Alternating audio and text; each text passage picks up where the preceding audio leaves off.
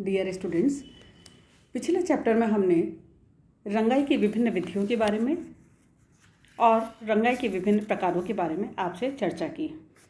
इस चैप्टर में हम छपाई की विभिन्न विधियाँ और छपाई में की जाने वाली प्रक्रियाओं के बारे में आपसे बात करेंगे।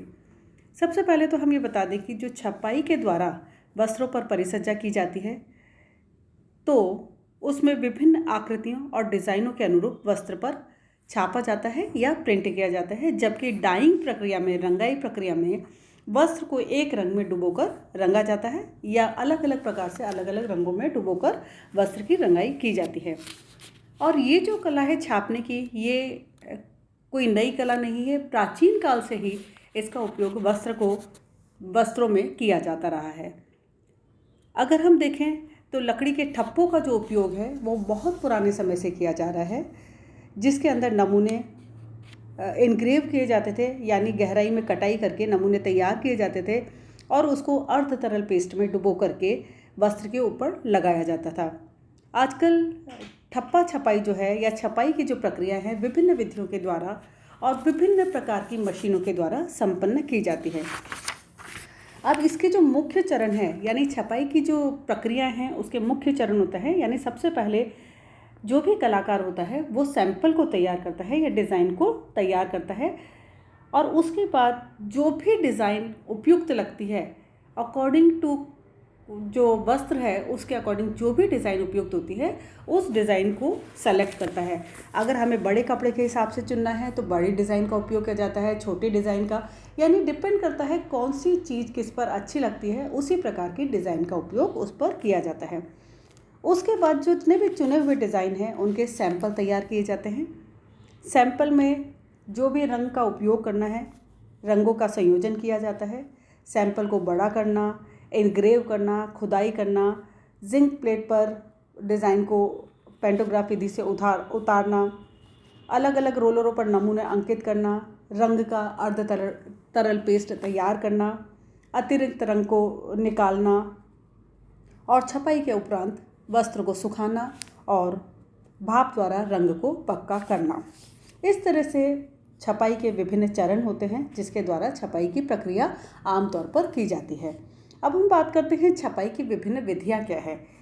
यानी वस्त्र पर जो छपाई का काम है मुख्य रूप से दो तरह से किया जाता है या इसकी दो विधियां होती है।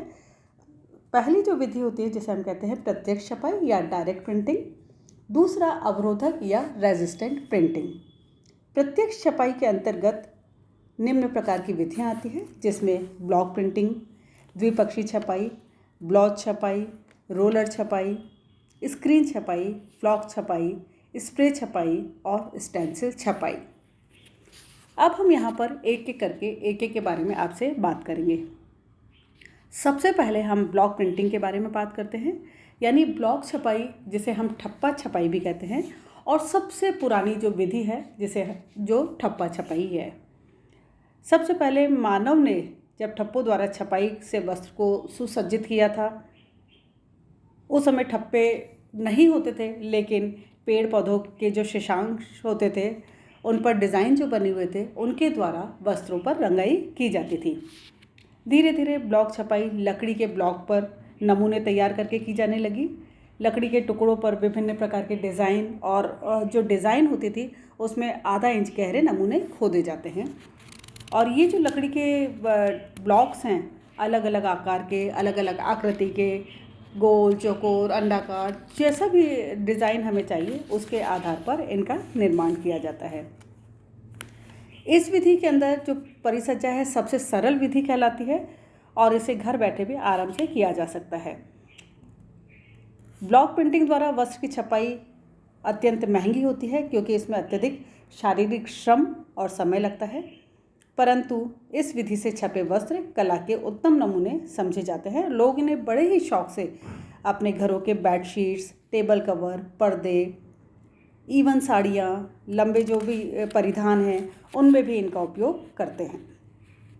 लकड़ी के ब्लॉक का निर्माण मेरठ, पीठापुर, जयपुर आदि स्थानों पर किया जाता है। राजस्थान में जयपुर में सांगनेर प्रिंट में फूलों पर आधारित बूटियों का प्रचलन बहुत ही ज़्यादा होता है।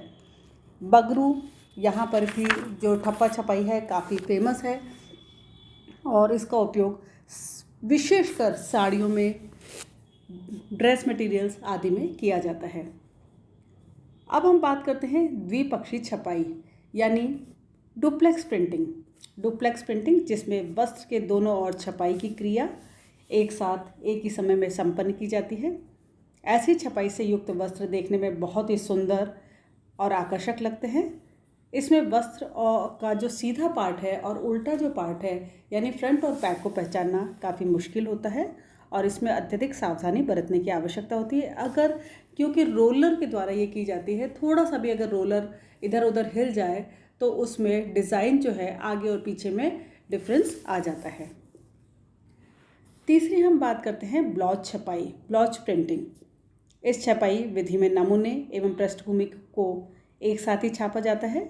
यह भी मशीनों के द्वारा की जाती है। इस छपाई में पहले नमूने छापे जाते हैं, साथ ही वस्त्र के शेष स्थानों को भी पृष्ठभूमि के रूप में एक ही रंग से छपाई विधि द्वारा रंग भरे जाते हैं। रोलर छपाई यानी रोलर प्रिंटिंग। प्रारंभ में जो रोलर्स बने थे उनमें नमूनों की खुदाई का कार्य कारीगरों के द्वारा संपन्न होता था, परंतु बाद में स्टील पॉइंट रोलर्स पर डिज़ाइन खोदे जाने लगे और आजकल फ़ोटो मशीन द्वारा रोलर्स पर नमूने अंकित कर दिए जाते हैं। रोलर छपाई या ठप्पा छपाई का ही मशीनों का रूप है। इस छपाई की विधि में कुछ ही घंटों में हज़ारों मीटर कपड़े बहुरंगी नमूनों के द्वारा तैयार किए जा सकते हैं। स्क्रीन छपाई, इस विधि द्वारा वस्त्र की छपाई के लिए स्क्रीन तैयार की जाती है। स्क्रीन बनाने के लिए विशेष प्रकार की लकड़ी का इस्तेमाल किया जाता है। उस लकड़ी के फ्रेम पर नायलॉन के कपड़े को खींचकर तान दिया जाता है तथा खड़िया से नमूने अंकित कर लिए जाते हैं। स्क्रीन के उस भाग पर जहां रंग नहीं लगाना हो वहां कोई भी अवरोधक पदार्थ जैसे मोम का उपयोग, रेजिन का उपयोग आदि किया जाता है। स्क्रीन से छपाई वस्त्र काफ़ी महंगे होते हैं क्योंकि स्क्रीन छपाई से वस्त्र की परिसज्जा धीरे धीरे होती है। फ्रेम का आकार भी बहुत बड़ा नहीं होता, अतः एक बार में वस्त्र का थोड़ा सा ही भाग छपाई की जाती है। स्क्रीन की छपाई के द्वारा कई सारे वस्त्र सुंदर और आकर्षक बनते हैं, जिसमें मुख्य रूप से चादर है, टेबल कवर है, कपड़े के थान है, रेयॉन, क्रेप, सिल्क आदि पर इसका उपयोग किया जाता है। फ्लॉच छपाई, रेयॉन, सूती और ऊनी रेशों की रंगाई के पश्चात इनके रेशों को वस्त्र पर सटाने की जो प्रक्रिया है जिसे फ्लॉच प्रिंटिंग कहा जाता है। यह दो प्रकार की होती है, यानी जिसमें सबसे पहले वस्त्र पर रेजिन पदार्थ की छपाई की जाती है, इसके तुरंत बाद ही छोटे रंगीन रेशों को वस्त्र पर दबाकर चिपका दिया जाता है, या फिर वस्त्र की रेजिन से छपाई जो की जाती है उसमें छोटे छोटे रंगीन रेशों को इलेक्ट्रोलाइसिस प्रक्रिया के द्वारा सटा दिया जाता है। स्प्रे छपाई,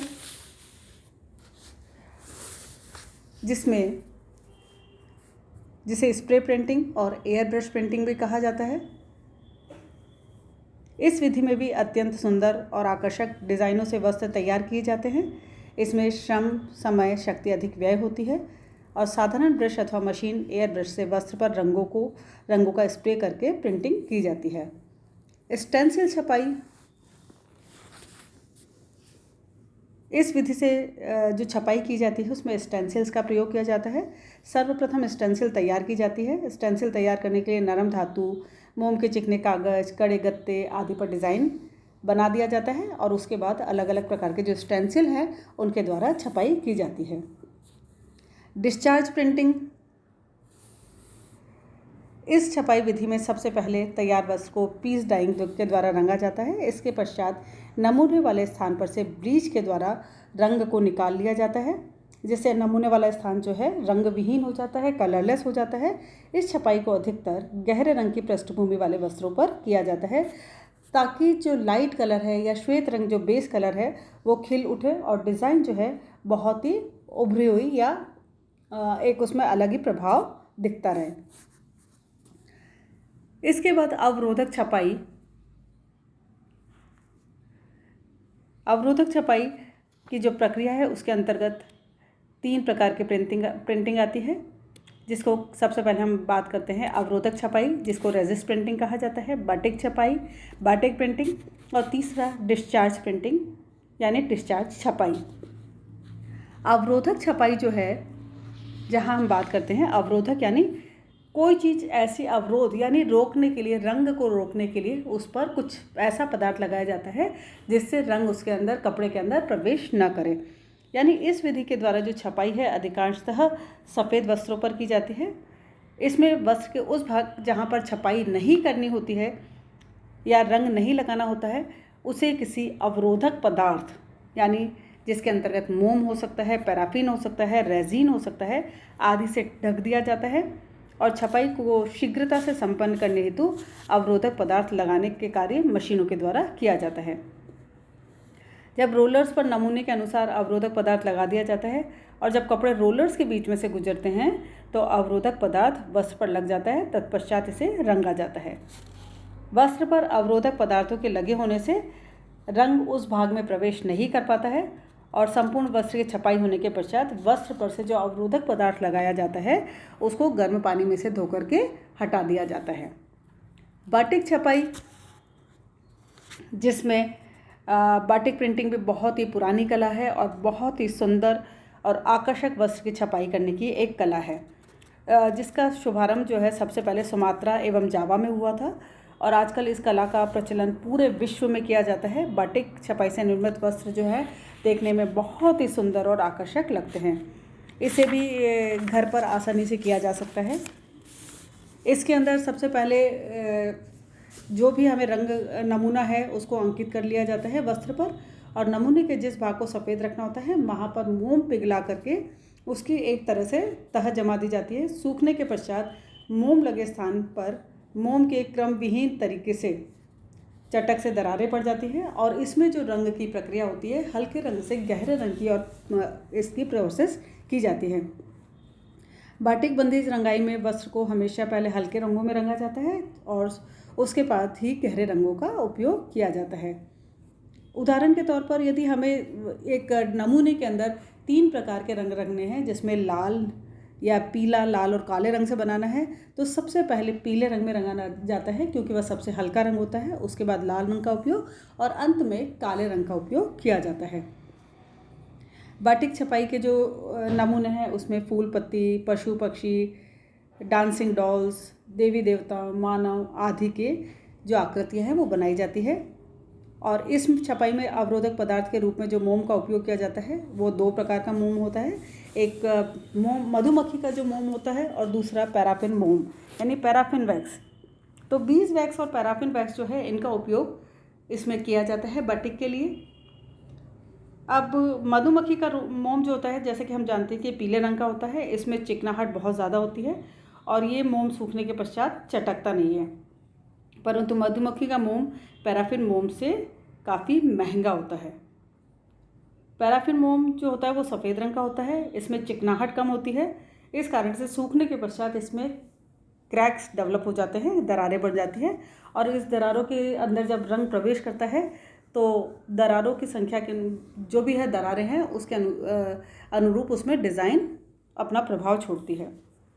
अब हमें अगर बाटिक रंग तैयार करना है तो बाटिक छपाई में जो रंग हम तैयार करते हैं उसमें ब्रैंथोल डाइज का उपयोग किया जाता है, यानी ब्रैंथोल रंग जो है उनका उपयोग किया जाता है। ये रंग पक्के और चमकदार होते हैं। बाटिक रंगों में भी 2 रंग का उपयोग किया जाता है। इसमें एक जो होता है वो बेस रंग होता है और दूसरा बंधक या सॉल्ट कहलाता है। यहाँ पर हम देखें तो बहुत सारे रंग इसके लिए तैयार किए जाते हैं, जिसमें जैसे गहरा पीला अगर हमें बनाना है तो इसका जो बेस रंग होता है ATS बेस होता है और सॉल्ट रंग जो होता है रेड बी सॉल्ट, और यह जो है दोनों सभी प्रकार के रंगों के लिए प्रयुक्त किया जाता है। इसी तरह से हम देखें अगर हमें नींबू जैसा पीला बनाना है तो उसके अंदर ATS बेस होता है और सॉल्ट जो होता है पीला GC तरकी लाल तेल। अगर हमें लाल रंग बनाना है, टमाटरी लाल रंग मान लो, तो इसमें जो बेस रंग होता है वो AS बेस होता है और पीला G salt, yellow GC salt जो है वो सॉल्ट रंग मिला करके इसे तैयार किया जाता है। अब रंग को जो पक्कापन है उसको प्रभावित करने वाले भी कुछ कारक होते हैं, यानी फैक्टर्स इफेक्टिंग कलर फास्टनेस। अगर हम देखें तो रंग को जो प्रभावित करते हैं वो रेशे की रासायनिक रचना होती है, उसका संगठन होता है। रंजक या वर्णक का रासायनिक संरचना होती है। रंगाई तथा छपाई विधि जो हम यूज़ करते हैं उसके द्वारा रंग के पक्केपन जो है वो प्रभावित होता है। और रंगाई और छपाई के समय प्रयुक्त किए जाने वाले जितने भी रसायन हैं उनके द्वारा रंग प्रभावित होता है। वस्त्र के रंग के पक्केपन की जांच के लिए धुलाई करके देखा जाता है, वाष्पीकृत करके देखा जाता है, प्रेस करके देखा जाता है और पसीने के द्वारा पक्कापन और धूप और प्रकाश के प्रति जो पक्कापन है उसके द्वारा विभिन्न विधियों से की जाती है।